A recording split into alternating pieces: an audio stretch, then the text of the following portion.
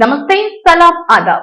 మీరు చూస్తున్నారు MF4 TV. ఇక వార్తల్లోకి వెళితే, పుట్టిన ప్రతి మనిషి సాటి మనిషికి సేవ చేయడమే పరమార్థమని మా తాత ఫక్రుద్దీన్ గారు చెప్పేవారు.